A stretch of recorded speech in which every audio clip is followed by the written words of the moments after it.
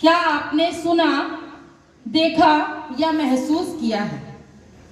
जब कभी भी मैंने किसी नवविवाहिता स्त्री को, नवविवाहिता या फिर हम यूं कह सकते हैं किसी गर्भवती स्त्री को किसी के पांव छूते देखा, आशीर्वाद स्वरूप पुत्र रत्न बेटा लल्ला हो ये कहते सुना। क्या कभी किसी ने पुत्री रत्न बेटी या लक्ष्मी कहते हो सुना हूं? नहीं ना, नहीं है ना, सही बात है ना। हर कोई क्या बोलता है? बेटा हो, ठीक है। यह एक ऐसी नकारात्मक सोच की पराकाष्ठा है जिसमें एक बेटी का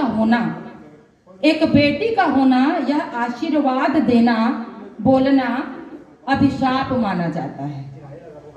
क्यों बेटी का होना वो सुकून नहीं देता जो बेटे के होने में होता है? सुना है मैंने बेटी को दुहिता कहा जाता है। दुहिता शब्द का मतलब होता है, किसी के मुंह से मैंने सुना, जिसको दूर करने में हित हो, मतलब जल्दी से उसका ससुराल भेज दो। लेकिन मैंने जो उसकी परिभाषा वास्तविक में देखी, वो परिभाषा है जो दोनों कुलों का हित करती हो, वो होती है बेटी। जो दोनों कुलों का हित करती हो वो होती है बेटी, ये नहीं कि जिसे दूर कर दिया जाए। स्वयं स्त्रियों के मन में मैंने देखा, स्वयं स्त्रियों के, अब मैं मातृशक्ति की ओर आ जाऊंगी, उनके मन में भी होता है कि मेरा पहला पुत्र हो, उसके बाद चाहे जो भी हो। तो मैंने इस पर भी कुछ बात लिखी है। प्रथम संतान पुत्र हो, यह इच्छा एक स्त्री की होती है। हमारी ये सोच कब सुधरेगी?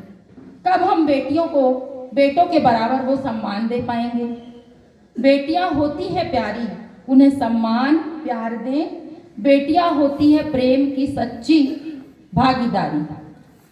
और मैंने ये 4 लाइन बेटियों के लिए लिखी है, ध्यान दीजिएगा। और ये मेरी बहुत प्रिय लाइन है, मैं हर जगह बोलती हूँ, जहां भी जाती है लाइन जरूर बोलती हूँ मैं।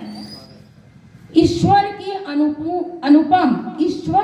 अनुपम अनुकृति होती है बेटियां, संगीत की मधुरतम झनकृति होती है बेटियां, घर की सुंदर संस्कृति होती है बेटियां, घर की सुंदर संस्कृति होती है बेटियां, नैनों को सुकून देने वाली अनुभूति होती है बेटियां, माता पिता को अंत तक साथ देने वाली होती है बेटियां, जो क्षण प्रति क्षण हर बात पर समझौता करे वो मौन स्वीकृति होती है बेटियां।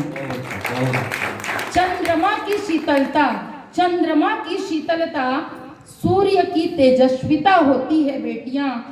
अंत में मैं यही कहना चाहूंगी, पिता की शौर्य माँ की दूसरी प्रतिलिपि होती है बेटियां, दूसरी प्रतिलिपि होती है बेटियां।